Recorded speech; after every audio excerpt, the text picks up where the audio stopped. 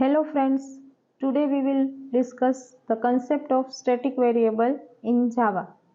તો એના માટે આપણે માયક્લિપ્સમાં જઈને એક ન્યૂ પ્રોજેક્ટ બનાવી લઈએ અને કોડિંગ એન્વાયરમેન્ટમાં એઝ એ હેડિંગ કોમેન્ટ તરીકે સ્પેસિફાઈ કરી દઈએ કે આ પ્રોગ્રામ છે એ શેના માટે આપણે ઇમ્પ્લિમેન્ટ કરીએ છીએ.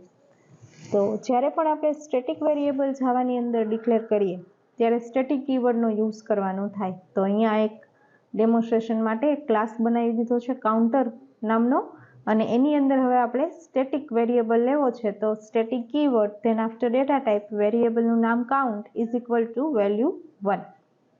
નાઉ within this class I am defining one default constructor, અને આ કન્સ્ટ્રક્ટરની અંદર આપણો જે સ્ટેટિક વેરિયેબલ છે એની વેલ્યુ આપણે 1 થી ઇન્ક્રીમેન્ટ કરીએ, તેને કે count plus plus. After increment this value just a વેલ્યુને એઝ આઉટપુટ પ્રિન્ટ કરવા માટે system.out.println અને કાઉન્ટ વેરિયેબલનું નામ લખી દઈએ અને સાથે એક મેસેજ જોઈએ છે, તો કાઉન્ટ ઇક્વલ ટુ કરીને વેરિયેબલનું નામ.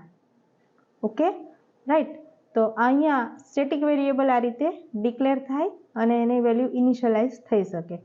હવે મેઇન મેથડની અંદર આપણે ઓબ્જેક્ટ બનાવી લઈએ counter C1 is equal to new counter. તો અહીંયા ડિફોલ્ટ કન્સ્ટ્રક્ટર કોલ થશે C1 ઓબ્જેક્ટ માટે અને કાઉન્ટ વેરિયેબલની વેલ્યુ જે 1 છે એ 1 થી ઇન્ક્રીમેન્ટ થશે. ઓકે, પછી આપણે સેકન્ડ ઓબ્જેક્ટ બનાવીએ છીએ C2. તો અગેઇન ડિફોલ્ટ કન્સ્ટ્રક્ટર કોલ થાય અને કાઉન્ટ વેરિયેબલની વેલ્યુ પ્લસ પ્લસ થાય. થર્ડ ઓબ્જેક્ટ બનાવીએ, અગેઇન કોલ થાય. હવે એક વખત આપણે એક્ઝિક્યુટ કરીને આઉટપુટ જોઈએ તો આપણને ખ્યાલ આવે છે કે કાઉન્ટ ઇઝ ઇક્વલ ટુ 2 3 4 એવો આઉટપુટ મળી ગયો.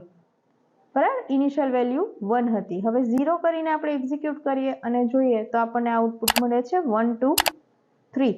રાઈટ. પણ સપોઝ આ વેરિયેબલ સ્ટેટિક નથી, કાઉન્ટ વેરિયેબલ સ્ટેટિક નથી રાખતા, તો શું થાય? બરાબર, રાઈટ. તો અહીંયા જો કાઉન્ટર દરેક વખતે કન્સ્ટ્રક્ટર કોલ થાય ત્યારે સ્ટેટિક વેરિયેબલ માટે મેમરી એલોકેશન છે એ કોમન થાય દરેક ઓબ્જેક્ટ માટે. બરાબર, એટલે આપણને આઉટપુટ આવો મળે છે. પણ સ્ટેટિક ના લઈએ તો મેમરી એલોકેશન છે એ સેપરેટ થાય દરેક ઓબ્જેક્ટ માટે. તો કાઉન્ટની વેલ્યુ દરેક ઓબ્જેક્ટ માટે 1 જ રહેશે. તો શેરિંગ લોકેશન વેરિયેબલનું દરેક ઓબ્જેક્ટ માટે જ્યારે આપણે સ્ટેટિક વેરિયેબલ લઈ લઈએ ત્યારે થાય. વેરિયેબલ સ્ટેટિક લેવાનું મિનિંગ જ એ છે કે જ્યારે કોઈ કાઉન્ટિંગ દરેક ઓબ્જેક્ટ માટે કોઈ કોમન કરવું હોય ત્યારે આપણે વેરિયેબલ સ્ટેટિક લઈને કરી શકીએ. તો શેરિંગ લોકેશન જનરલી મેમરીનું યુઝ થાય. Okay, thank you.